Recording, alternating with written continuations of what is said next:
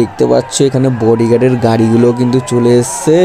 এই যে গাড়িটা ঢুকছে, ও ভাই লাস্ট পর্যন্ত দেখেই নিয়েছি কিন্তু আমরা মেসিকে। এইটা মেসি দাদাদের গাড়ি ছিল। এতটা চাপের মধ্যে রয়েছি, দাঁড়াও আরে বাবাও কাকা সরো না, তোর কি করে না কাকারা তোরাদি কার ভূগোল ফুগোল নিয়ে চলে এসে কাকা সরো না, ভূগোলের চুল আমার মুখে ঢুকে গেল তোর। তো দেখো তোমাদেরকে প্রথম কথা বলে নিই, আমাদের বাড়ির সামনেই কিন্তু এয়ারপোর্ট, আর এয়ারপোর্টে রাতের বেলায় আমরা চলে গেছিলাম। কেন? তার একটাই কারণ ভাই, আমাদের ইন্টারন্যাশনাল প্লেয়ার আসছে, যেটা মেসি ভাই, ফুটবলের প্লেয়ার মেসি। কিন্তু তাকে দেখবো, কিন্তু আমি দেখার আগে আমার জানি না ভগবান আমাকে হাইটটা কেন শর্ট করে দিল, আমার থেকেও লম্বা লম্বা মানুষগুলো এখানে দেখতে গেছে।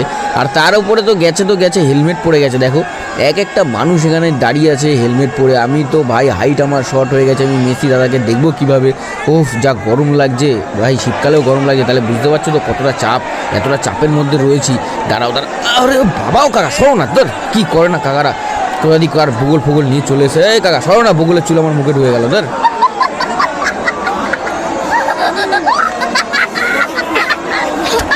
আমরা তো রাতের বেলা চুপি চুপি বেরিয়ে এসেছি, ভেবেছি কি আমরাই শেয়ানা। ও ভাই এসে দেখছি কি আমাদের থেকে বড় বড় সব শেয়ানারা এখানেই রয়েছে।